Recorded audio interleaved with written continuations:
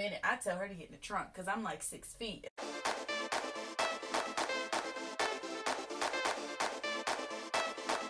Welcome back, my beauties and cuties, for another video with me, Khaliyah, on Khaliyah Kurls. Okay, so in this video, I have my mother dearest. Hello. And her symptoms and my symptoms were completely different. So in this video, we're just going to discuss like our different experiences and then like the different experience we've had going to the doctor and everything and hear different things. Tuesday is when we went to get tested. We left from the testing site and I went to my primary care doctor because I also started feeling some what I relate to as sinus problems. So as soon as I went into the doctor's office, number one, I had a low-grade fever, tested for the flu, tested negative for that. And during that time, your symptoms were? My symptoms were like a slight cough, and then I had like pressure behind like my eyes and everything. So of course I thought it was sinuses. And then the pressure went away, and then all of a sudden I couldn't taste or smell. And also I still can't taste or smell anything. So that's fun. I will say for mine, my symptoms continued to get worse. Even while we were waiting for the results to come back, I started experiencing chills, loss of appetite. The fatigue was increasing. The pain was increasing. I experienced hallucinations at night. I'm sorry, it's funny because y'all weren't here for this. Like, you honestly just felt helpless, and I can laugh about it now because she's perfectly fine now. She's getting better each day. But it was just looking back on it, it was just like, even to the point where she went to her primary care doctor, how she discussed the interaction after they did the test, like see if she had the flu or whatever, it came back negative. She said that she was in the room and he literally was in the hall, was like, I'm pretty sure you have COVID. Yeah, it was funny. It was very obvious that even my primary care doctor was scared of this COVID diagnosis. He literally backed out of the office and ended our conversations standing in the hallway of the office and says, "Kid, COVID got you." I mean, you could tell he was shaken by this. You could tell that he was. Right. And then after that, when she decided to come out the doctor's office, of course, she was looking, well, she didn't already feel good, so she was looking very pitiful, as me and my brother can say. So she's walked to the car all quiet. So we locked the doors and we just like, what do you have? Like, we're trying to be safe. And then she's like, unlock the door. We literally rolled down the window like, Mom, what do you have? She didn't say anything. So we let her in. And then she gonna say, the doctor's pretty sure I have COVID. So we like, wait a minute. I tell her to get in the trunk because I'm like 6 feet. No. Even before then, they told me they wouldn't give me a ride home. I was going to have to call an Uber. We didn't say that. Kayla may have said that. We were about to go get some caution tape, but I didn't see that in whatever store I went in. I did get some gloves, though, So again, we're able to make light of all of this now. But I will say for me, for 14 days straight, it was the absolute worst experience of my life. Right. There were several days where I did not think that I was going to wake up the next morning. I mean, to the point that I even proceeded with making arrangements for my children. She literally sent me the contact information to her job, her insurance and everything, told me her funeral expenses were covered, and I'm just like, absolutely. Really? I know you're going to be fine, okay? It's tough, but I believe you're going to be fine.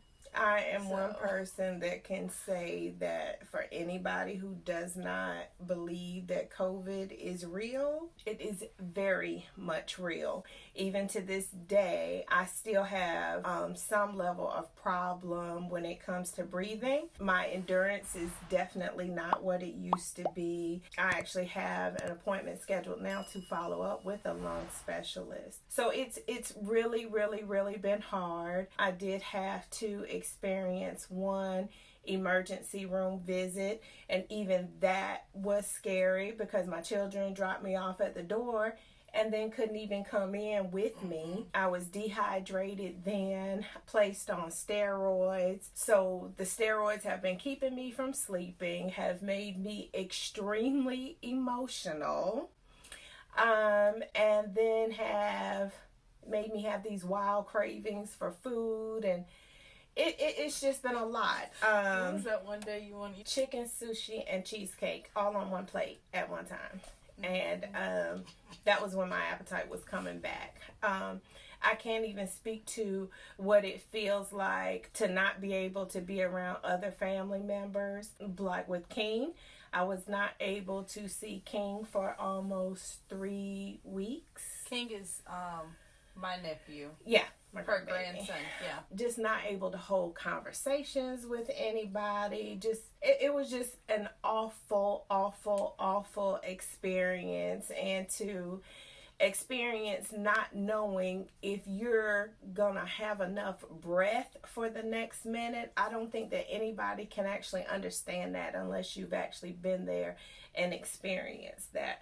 I think that was probably the scariest part for me. I could start a conversation and not even be able to finish it. I mean, to be honest, right now I'm getting a little winded. And one thing is just like when you're diagnosed, they tell you to quarantine for 10 days after your first symptom or 14 days after your first symptom, or they'll tell you once you've been tested, quarantine after that and stuff like that. It's just like, that's confusing. And then people, like, even if you do wear a mask or whatever, people are still getting diagnosed with this.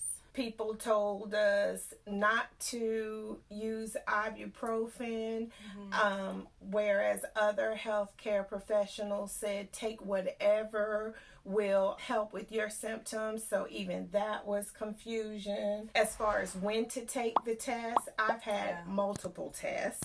A lot of that is for my own peace of mind, but I've had people to tell me don't take the test within 30 days of when you receive a positive because it's going to continue to say positive. But then I know of other people that after their 14 days they've taken the test and they'll get a negative back. So you don't really know, well, when to take the test. The other piece of confusion is I work in the healthcare field, so I've been told by medical professionals that guide me that the testings are only 70% accurate anyway. And so you don't really know whether or not you should take the test, not take the test, and then even with the way that the tests are administered. One of the tests that we took, they had to stick it up your nose. Yeah. And then the next time she took hers, I did it myself. But it's just been a very, very confusing process. Everybody telling you something different. And even with my own primary care doctor, you know, there were points during our visit, because I've been back a couple times, where I could see the confusion on his face, like, I don't know what to tell you. His answer to me was, we're going to have to send you to a lung specialist at this point because we can't really understand why after 14 days recovery time is not what it should be. Now that could be due to my asthma, could be due to sinuses, or has there been some other damage done from the COVID? Right. So it's just, it really makes you question everything on who to believe, because you can have like somebody commenting saying, oh, they're putting the virus in the test tubes that they like stick up your nose or whatever. Or at one point I heard like even if you're having the flu, you still test positive for COVID because it's somewhat related or whatever. It's just like a lot of different things you're told, and it's just very confusing. And I understand the doctors are still trying to figure it out. But at the end of the day, you guys are telling us information for us to believe, and it's like if we're not believing it, people aren't going to follow guidelines, which is probably why people don't wear masks out, because they were just like, it's not real. Like, some people believe this isn't real. And I also question how much you can do to protect yourself, because I hear of a lot of people say, well, if you had just kept your mask on, if you just didn't go anywhere, you know, if you cannot be too safe. Because I rarely for the last 4 months have gone anywhere. I'm a person that feels like every time I move, I have my mask on. I limit people coming in and out of the house. I limit who I have contact with. I'm working from home now, but I still got it. And my symptoms were far worse than hers. So I just think there are a lot of questions. Yeah. Alright, my bees and cuties, so this is a video with my mom. If you're new to the channel, make sure you subscribe, make sure you hit that post notifications button, make sure you like the video, make sure you share it, and leave a little comment below. All right, see you next week. Bye. Bye.